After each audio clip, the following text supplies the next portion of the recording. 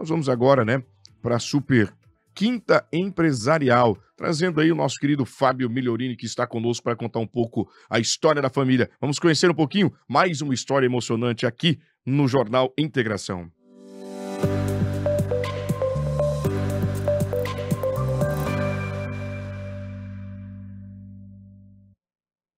Muito bem, Fábio, bom dia para você, bem-vindo aqui à nossa programação. Fábio Migliorini, parceiraço nosso, vai falar um pouquinho da história deles, que são de Santa Catarina, mas que conhecem o Mato Grosso aí há bastante tempo. Bom dia, Fábio, que bom que você aceitou o convite de estar conosco batendo um papo hoje. Bom dia.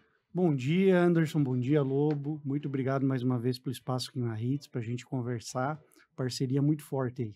Muito bacana. Fábio, vocês são de Santa Catarina, né? Por lá o pai já empreendia, a família já empreendia. Você vem de uma família de quantos irmãos, por exemplo? Conta pra gente. Nós somos em 3 irmãos, né? E meu pai sempre teve essa veia empreendedora. Ele sempre tem um orgulho dele, que ele fala sempre que ele nunca teve a carteira de trabalho assinado, porque ele sempre foi O patrão. empregador, sempre foi empregador. Então, sempre um orgulho dele. E acho que faz parte da tradicional assim, do italiano, né? Da coisa do italiano, descendente italiano, ser empreendedor. Então a gente sempre teve essa veia, sempre teve isso aí muito forte. Eu me criei dentro das empresas, me criei trabalhando como empreendedor, né? Sempre. Então a gente sempre teve isso muito forte. Meu pai, ele é gaúcho, minha mãe é catarinense. Eles casaram e eu nasci em Santa Catarina, mas me criei no Rio Grande do Sul, em Passo Fundo. Eu nasci em Irati, Santa Catarina, uma cidadezinha perto de Chapecó, bem pequenininha mesmo, perto de Chapecó. E aí, quando eu tinha 3 anos de idade, em 83, eles mudaram para Passo Fundo, eu me criei lá, fiquei lá até os 19 anos, desculpa, até os 21 anos. Depois eu fui para Santa Catarina de novo, em Itajaí, depois fui para São Paulo e vim para cá em 2008. Agora, Mato Grosso. Quando Mato Grosso entra na vida da família? Mato Grosso entra na vida da minha família quando meu pai foi para Passo Fundo em 83. Em 83, ele e os irmãos dele, meu avô, compraram uma variante, na época, o carrão que tinha. Um carrão que tinha variante? É, Sim, meu pai também teve uma. Isso, e vieram até Sinop e voltaram. E meu pai sempre decidido, sempre teve na cabeça de vir morar no Mato Grosso, sempre teve. Só que naquela época, como aqui era precário ainda a questão de infraestrutura, né? Estava começando, ainda não tinha lavoura de soja, ele gosta muito de plantar, ele queria sempre, o sonho dele era ter lavoura de soja, e era uma situação um pouco mais difícil. Minha mãe foi um pouco contra, meu tio, o irmão dele, estava comprando uma rede de livrarias lá em Passo Fundo, e aí ele achou melhor entrar na época de sócio com meu tio. Ele queria ir embora de Santa Catarina onde é que ele estava estabelecido, a cidade era pequena, ele queria crescer, lá era pequeno para E lá ele. em mexer com o quê? E lá ele tinha um posto de combustível, plantava e tinha como é que é o nome? Tinha um trator de esteira que ele fazia serviço para fora, inclusive vinha para o Mato Grosso prestar serviço e voltava. E ele sempre teve isso aí na cabeça dele, sim, apaixonado por Mato Grosso.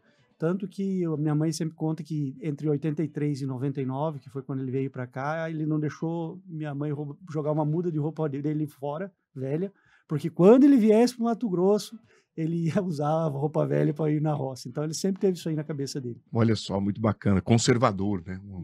Um cidadão, teu pai, a gente tem orgulho, né? Porque chegou aqui, empreendeu e a gente vai contar a história, né? Desta evolução, Lobo, aqui na cidade de Sinop. As boas-vindas ao Fábio Migliorini. Fábio, bom dia, seja bem-vindo. A gente já vê com a sua história, o início, você está contando uma história muito bonita. E quem está do outro lado do rádio, na internet, vai poder acompanhar com muita emoção a tua história, ou parte da tua história. Muito bacana. Agora, ele vem para cá, compra uma propriedade aqui, se torna sócio do irmão e começa a plantar aqui na nossa região. Apesar da dificuldade, apesar da infraestrutura deficitária, apesar da logística também, né? Impor aí uma dificuldade, mesmo assim ele vem e investe aqui na região. Em Sinop? Em Sinop.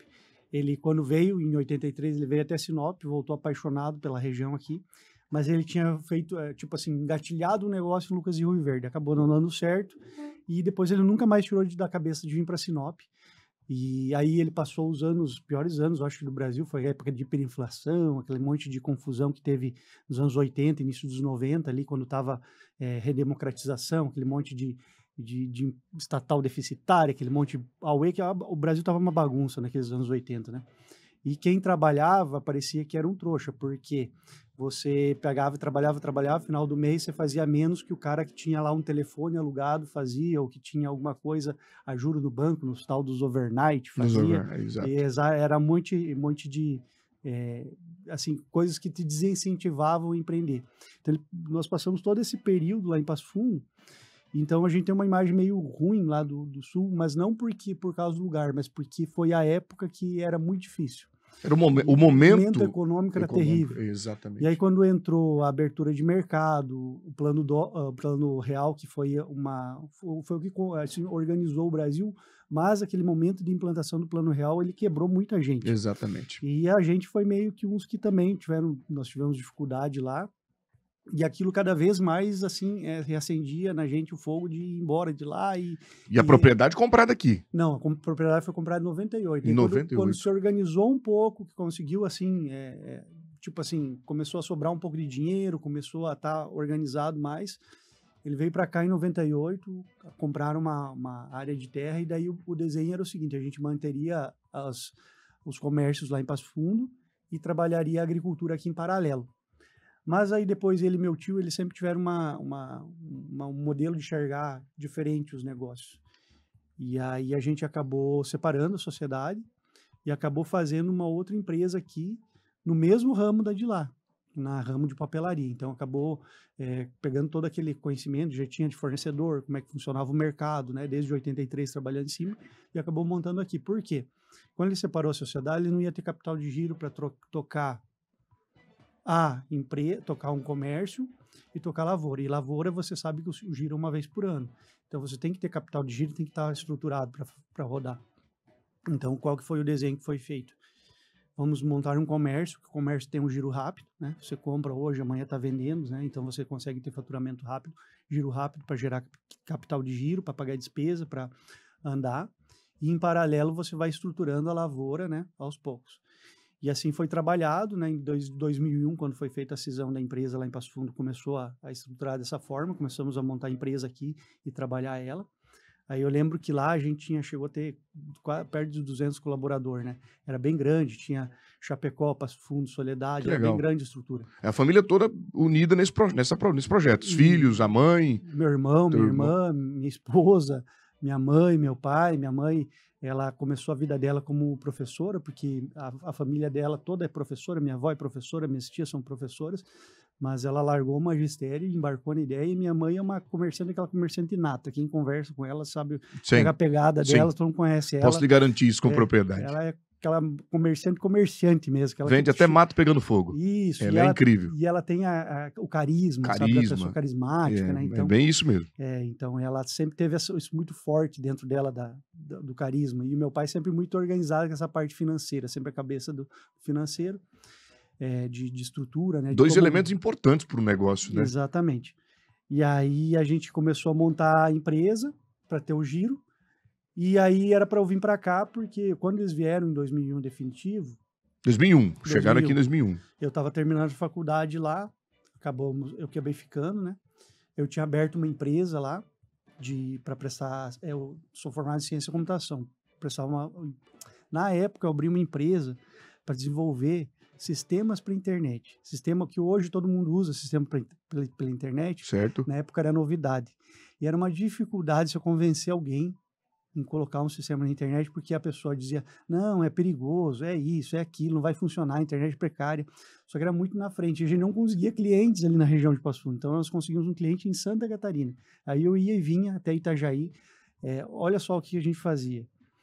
Eu e meus três sócios, meus 2 sócios, nós éramos em 3 sócios, a gente pegou e organizou nosso quadro de aulas para ter aula segunda de manhã, de tarde e de noite. 10h30 da noite, o professor fazia chamada, nós pegávamos o carro e partíamos para Itajaí, onde a gente tinha o cliente. Chegava em Itajaí, tipo umas 5 da manhã, tomava um banho, ia trabalhar.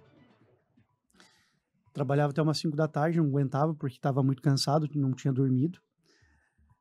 Nas quarta e na quinta, a gente ficava trabalhando até umas 10h30, 11 horas da noite para compensar a segunda que a gente estava em Passo Fundo. Entendi.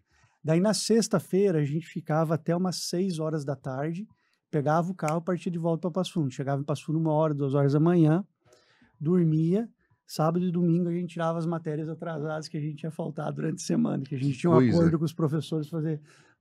E assim a gente passou 6 meses, saímos da estrada umas 3, 4 vezes, quase morremos, né? Porque, imagina, né? Cansado, né? Virando Exausto. praticamente duas noites por semana virando, trabalhando. Mas aí, Fábio, é aí que a gente dá valor no negócio, né? Porque quando você traça um projeto, Lobo, quando você coloca lá na frente assim, olha, eu estou indo em busca disso. Existe um processo para isso. Existe todo um caminho a ser percorrido, né? E em meio a essa estrada cheias de curvas, cheia de obstáculos, cheia de dificuldades, é onde você vai ganhando e vai colocando valor em cada ponto, em cada circunstância, até chegar no objetivo, que foi justamente aquele pensamento. Eu abro aqui, me estabeleço aqui, entendo aqui, mas eu quero levar isso para outra região. E foi o que seu pai fez lá. Foi o que a família... enxergando lá na frente, né? Tô trabalhando aqui, mas tô enxergando Tô lá na enxergando lá na frente. Exatamente. E são poucos, Lobo, que têm esse perfil, né? É verdade. Poucos que têm esse perfil, que têm essa visão. O que me chama a atenção, que o pai do Fábio, em 83, veio para Mato Grosso, já visualizou esse campo, esta região. E a gente fica feliz, né? Que quantos catarinenses, gaúchos, paranaenses, e também de outros estados, desbravaram esse estado, né? Acreditaram e saíram das suas regiões. Por exemplo, Passo Fundo e Irati, que é uma cidade muito próxima a Chapecó, uma região já consolidada, e eles acreditaram aqui. Pode se considerar pioneiro, né? Pode se considerar pioneiro. Absolutamente. Em geral, o pioneiro é quem tem 30, agora não, quem tem 8, quem tem 10, quem tem 15. Depende da maneira que ele investiu em Sinop, da maneira que ele acreditou em Sinop também, ele faz parte dessa história. Cada um da sua maneira, cada um do seu tempo, cada um do seu jeito. E vocês acreditaram muito aqui. Você chegou muito jovem. Você chegou aqui há 24 anos atrás, né? Em 2001. Acreditava que Sinop fosse essa pujança, essa potência. E por que você acreditou no ramo de papelaria em Sinop? Então, o que acontece? A gente já estava no ramo. Sim, então, lá, mas lá em Santa Catarina. Isso, lá no Passo Fundo, no Rio Grande do Sul. Sim. Por que a gente acreditou? Aquela coisa da necessidade, Lobo. Eu vou fazer aquilo que eu sei. Entende? Eu preciso fazer aquilo que eu sei, porque eu vou chegar num lugar novo. Já tenho dificuldade de estabelecer um local novo. Então, como Anderson, se for para uma outra cidade nova, provavelmente você vai trabalhar com rádio, o Lobo também vai trabalhar com rádio. Então, você acaba trabalhando no ramo que já conhece, porque Perfeito. você já está com a mudança de cidade, de local, você já tem toda essa mudança na sua vida, né? E mudar de segmento também é Mudar de arriscado. segmento é outro risco. Então, você acaba se estabelecendo naquilo que você já estava trabalhando, já tem conhecimento, onde o teu risco de errar é menor, porque você não tem muita margem para errar, né? Você não tem muita margem para errar. Não pode, não dá tempo mais, né? Não dá mais tempo. Em que momento Sinop se encontrava quando vocês chegaram aqui? Então, Sinop se encontrava naquele momento que as ruas eram a maioria de terra, a BR ali também era de terra. Então, eu lembro a minha mãe, meu irmão, minha irmã, meu pai, todo mundo sofria muito porque organizava papelaria, né? Então, itens que são sensíveis à poeira e à chuva. O barracão tinha goteira, estragava a mercadoria, passava um caminhão, vinha aquele poeirão, estragava a mercadoria. Então, toda hora você tendo que cuidar para aquela poeira que entrava, fazer rodízio, limpar a mercadoria, e era o tempo inteiro. Muitas vezes você tinha um trabalhão, mas não vendia nada, porque você estava o tempo inteiro só cuidando para a mercadoria não perecer. Né? E naquele tempo, se fechasse a porta, ninguém entrava. Se colocasse um ar-condicionado, trancar a porta, falava, tá fechado. Hoje em dia, não. Você tá fechado, mas olha, entre, né? Ar-condicionado e tal, ainda tem a plaquinha, tem que colocar. E até pelo custo, né? Porque no início você está começando, os custos teu recurso é ilimitado. Como então é que tu coloca um ar-condicionado lá para... Verdade. Não tem condição, né? Não tinha condição. As lojas, pelo nosso ramo, a gente precisa de uma loja mais ampla. Até hoje a gente não tem, se você fizer a conta do ar-condicionado, ele não vai pagar o custo que você tem para colocar. Então é muito complicado, porque é aquela coisa, né? Nunca vale o quanto você fatura. Sempre vale o quanto está sobrando no final do dia, né? Então você precisa sempre fazer a conta fechar.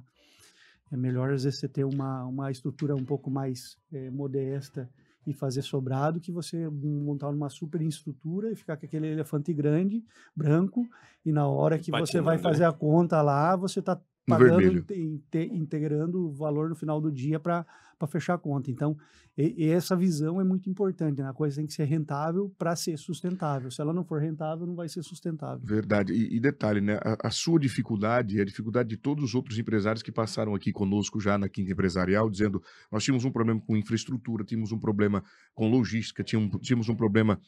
E aí venceram tudo isso, porque foram resilientes, né?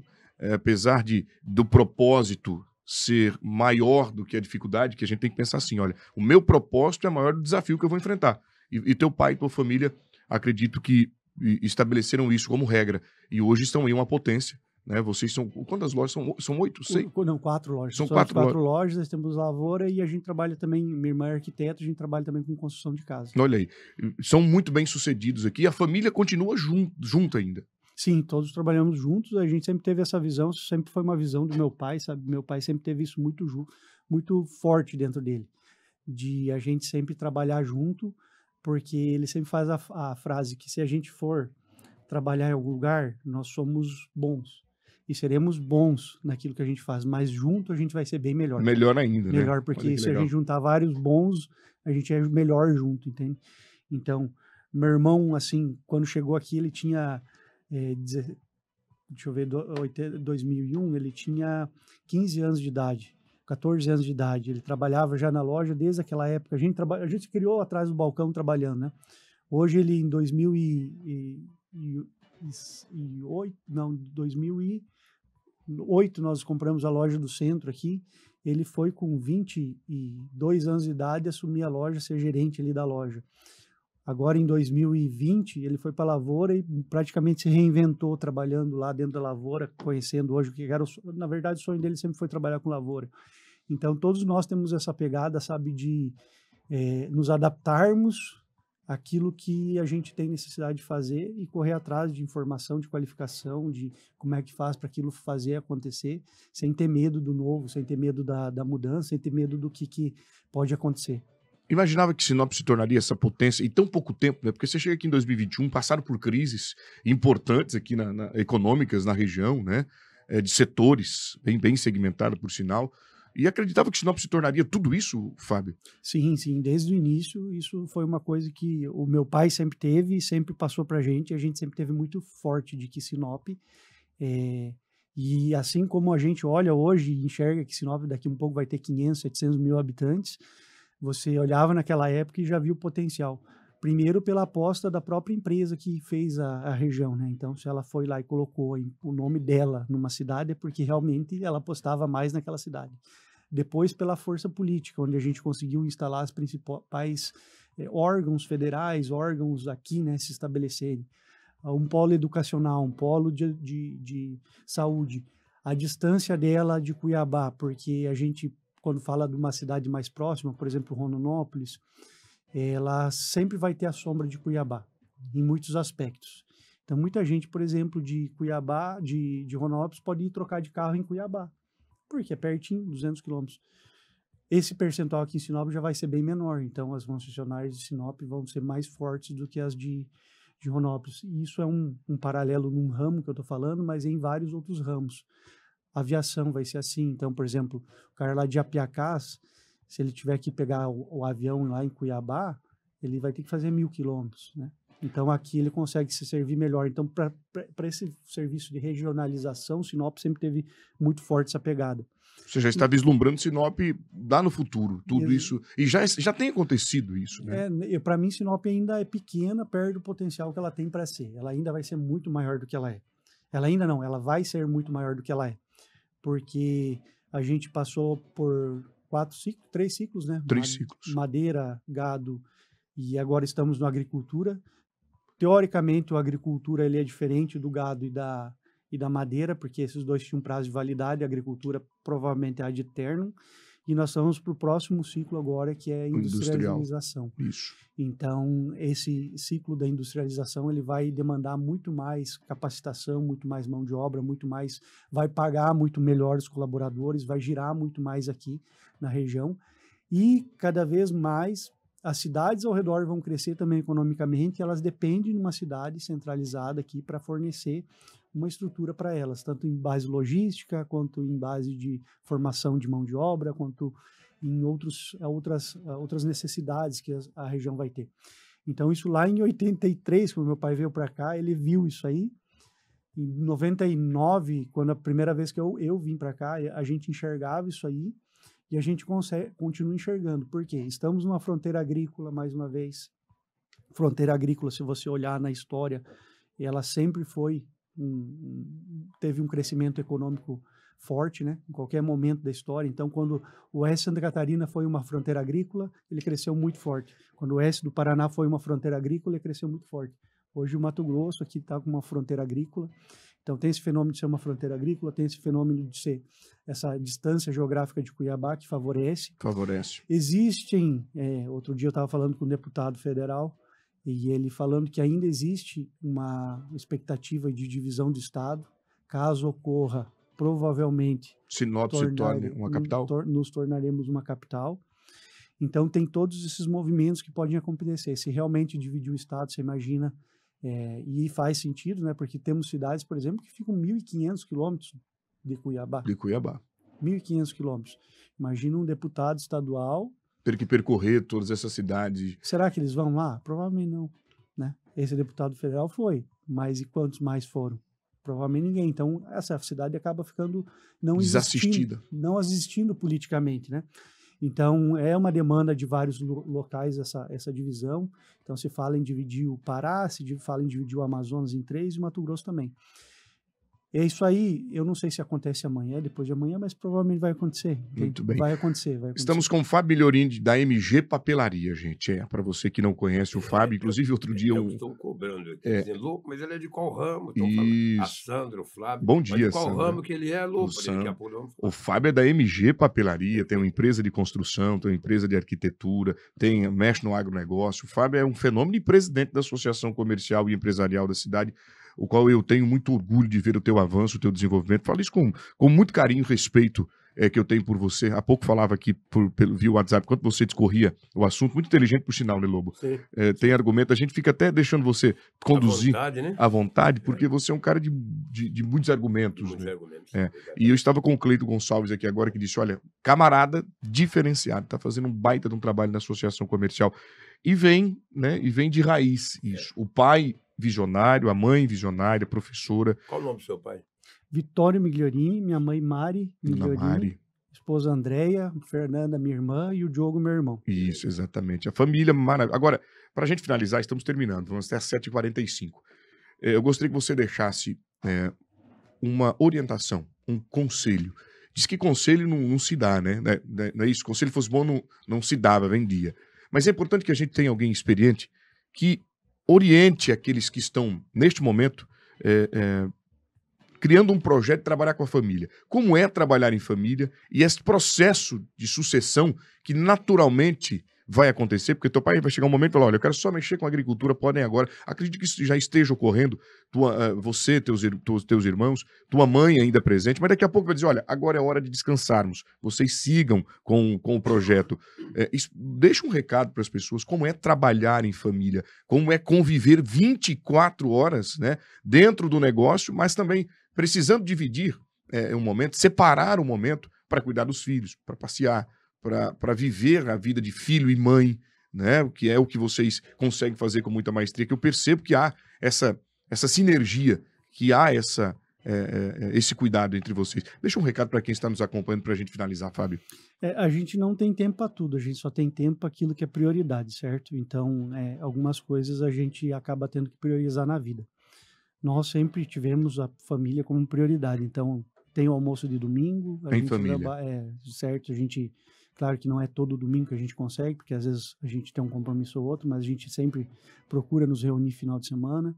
Quando alguém de nós tem um compromisso importante, todos participam, legal, todos estão juntos, porque a gente tem essa noção do coletivo, assim, isso é muito forte, muito importante para nós. E meu pai, por exemplo, ele sempre fez uma coisa com a gente que eu acho que é importante, e eu tento passar isso para os meus filhos, de não dar as coisas, mas fazer com que os filhos conquistem. Isso foi muito importante, assim, na nossa construção de caráter, né? Ele nunca deu mesada para a gente, por exemplo, mas ele sempre incentivou a gente a trabalhar para conquistar as coisas. Então, para comprar desde bicicleta, videogame, tudo que a gente quisesse, a gente trabalhava para conquistar, trabalhava para conseguir. Fazia sempre ter aquela visão do crescimento, sempre ter aquela visão da conquista, né? Porque quando você ganha alguma coisa sem merecimento, você acaba não dando o valor que você tem no momento que aquilo vira uma conquista tua. Então, isso sempre foi muito forte no meu pai. E aí, essa convivência em família é interessante, né? Porque eu lembro que quando eu era pequeno, meus amigos ganhavam mesada e eu cheguei a questionar meus pais algumas vezes, né? Ou alguém falava assim. E aí, ele sempre batia muito forte de volta, né? Que daqui a um tempo você vai agradecer, você vai ver a importância disso, né? E Então, agradece hoje. E agradece. Hoje a gente agradece por sempre ele ter feito a gente ter essa cabeça de empreendedor, essa cabeça de fechar a conta, de ir atrás, de correr, de ter responsabilidade, de não enxergar o meu serviço, mas enxergar o que tem que ser feito e se prontificar a fazer qualquer coisa, essa disponibilidade, essa questão de você não ter horário, não ter o que você gosta de fazer, mas se tem que fazer, vamos fazer. Então, essa visão sempre da conta fechar, principalmente, da conta fechar, de você ser responsável, não gastar aquilo que você não tem, buscar os investimentos, buscar os financiamentos, as linhas de crédito que são praticáveis naquele segmento, que aquilo que você vai buscar vai se alavancar, você tem a condição de pagar, e sempre pensando em coisas que vão te trazer retorno. Nunca em bem de consumo que vai te trazer despesa ou que vai virar amanhã depois um fardo na tua vida, né? Porque aquela coisa da escadinha, né? Se eu gosto de ficar no primeiro andar e para mim tá confortável, a hora que você sobe o segundo andar com algum conforto, você não consegue mais voltar. A hora que você nunca teve meio de locomoção nenhum, você andou de bicicleta, você não quer mais andar a pé. A hora que você andou de moto, você não quer mais andar de bicicleta. A hora que você andou de carro, você não quer mais andar de moto. A hora que você tem um carro com ar-condicionado, você não quer mais andar no carro sem ar-condicionado. Então, sempre você ter a tua condição de vida um pouco abaixo daquilo que te permite. Então, se você tem condição de andar com carro importado, você anda com um carro simples, porque aquilo vai ser sustentável para você. Quando você vive no limite das suas despesas, você tenta sempre, sabe, ter o melhor o tempo inteiro, aquilo vai te cobrar um preço muito caro.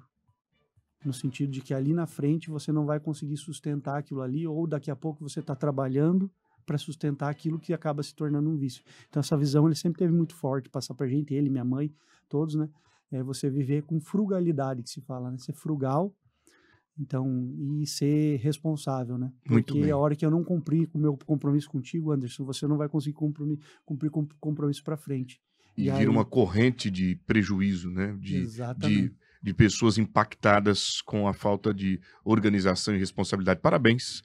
Você é tão jovem, mas com a cabeça tão brilhante, vem, é óbvio, né, da criação, da convivência com alguém tão importante como teu pai, senhor Vitório. Leve meu abraço a ele, a dona Mari, leve um abraço ao Douglas, a tua irmã, leve um abraço a Andréia, né, parceira também, entende, compreende que em momentos importantes você vai estar no trabalho, às vezes deixa até os afazeres pessoais para cuidar ali de perto exatamente da empresa, para garantir um futuro para a família. É isso que é importante. Obrigado por ter participado conosco da Quinta Empresarial. É mais uma história emocionante. Agora há pouco eu lagrimejei aqui justamente por conta da viagem que a gente faz no tempo, Lobo, dizendo, olha, esse cara foi agora mais que um coaching para vocês que estão nos acompanhando, tá? É uma lição de vida que a Quinta Empresarial dá cada vez que um empresário chega.